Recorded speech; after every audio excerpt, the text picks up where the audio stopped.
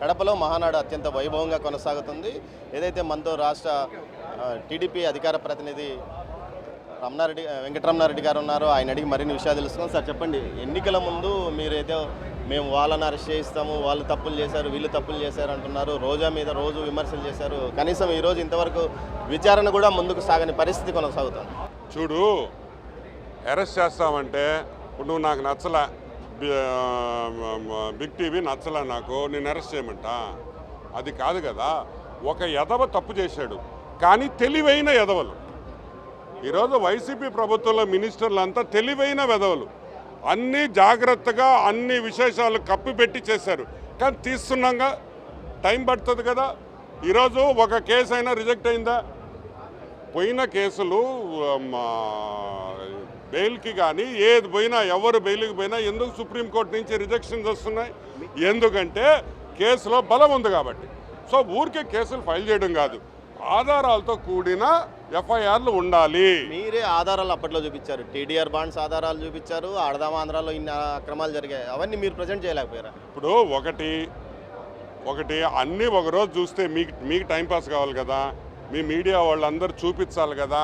So stage wise మేము ఇచ్చామనుకో మీకు మంచి వ్యూవర్షిప్ వస్తుంది కదా. తొందరపడబాకండి, అన్నీ వస్తాయి. సరే, ఈ మహానాల్లో ఏదైతే అన్నదాతకు అండగా అంటే ఒక తీర్మానం చేయబోతున్నారు, ఎలాంటి అంశాలను ముందుకు తీసుకుని మీరు ఇప్పుడు ఈ రొయ్యలు వీటికి సంబంధించి చాలా క్రైసిస్ పరిస్థితి ఎదుర్కొంటున్నారు రైతులు, ఈ పరిస్థితుల్లో మీరు ఎలాంటి తీర్మానాలను చేయబోతున్నారు?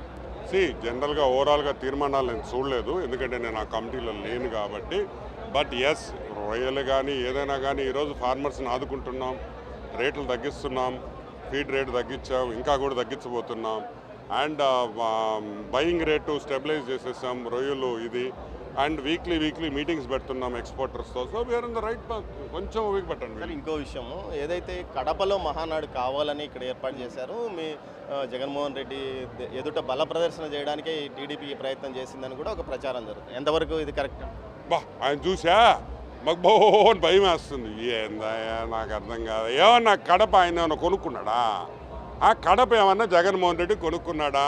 ఎక్కువ మాట్లాడితే పులివెందుల్లో పెడతాం. ఏందంట, ఆడ పులివెందుల్లో పెట్టలేము, ఎందుకంటే పులివెందుల్లో ఇక్కడే అకామిడేషన్ లేదు. ఇంక పులివెందుల్లో అసలు ఇబ్బంది అవుతుందని ఆడ పెట్టలే. ఈడ ఒకరిని చూసి భయపడేది ఉండదు, ఇది రాజకీయం. వైఎస్ఆర్ జిల్లా పేరును వైఎస్ఆర్ కడప జిల్లాగాని మార్చారు, కావాలని మా నాయకుడి యొక్క పేరును దిగజార్చే విధంగా వీళ్ళు పేరు మారుస్తున్నారంటూ కూడా వారు అంటున్నారు. కానీ అభ్యంతరాలు మాత్రం 30 రోజులు సమయం ఇచ్చినప్పటికీ అభ్యంతరాలు ఎందుకు చెప్పలేదు? ఒకటి, వైఎస్ఆర్ కడప జిల్లా అని పెట్టాము. Kadapa is the original name of this district. Potti Sriramulu Nellore జిల్లా అంటాము. ఎందుకు అంటాము? ఎందుకంటే నెల్లూరు అనే పేరు, కడప అనే పేరు ఇప్పటి నుంచి వచ్చింది కాదు. వీళ్ళు గోళీలు ఆడుకునే టైంలో కూడా ఆల్రెడీ కడపనే పిలిచేవాళ్ళు. సో కొంచెం ఐడెంటిటీ కోసం చేస్తాము. సో దాని ఇబ్బంది ఏముంది? ఏదైతే కడప జిల్లా పేరు మార్పును ప్రజలంతా వైఎస్ఆర్ కడప జిల్లాగా మార్చడాన్ని, వైఎస్ఆర్ జిల్లా నుంచి మార్చడాన్ని ప్రజలంతా స్వాగతిస్తున్నారు. అదేవిధంగా మహానాడులో పూర్తి స్థాయిలో అన్నదాతకు అండగా జరిగే తీర్మానాలు ఉంటాయి. దీంతోపాటు గతంలో ఏదైతే తాము ఆరోపణలు చేశామో ఆధారాలు సహా అన్నీ ఉన్నాయి, వాటిపైన విచారణ కొనసాగుతుంది. ఖచ్చితంగా దోషులు ఎవరైతే ఉన్నారో వారంతా అరెస్ట్ అవుతారు. కాకపోతే వైసీపీ ప్రభుత్వ హయాంలో పనిచేసిన మంత్రులంతా చాలా తెలివైన వారు, ఆధారాలను కూడా లేకుండా కొన్ని చోట్ల చేశారు. అయినప్పటికీ తాము మాత్రం వారిని వదిలిపెట్టమని వెంకటరమణారెడ్డి అంటున్నారు. కెమెరా పర్సన్ పురుషోత్తంతో దామోదర్, కడప మహానాడు ప్రాంగణం నుంచి.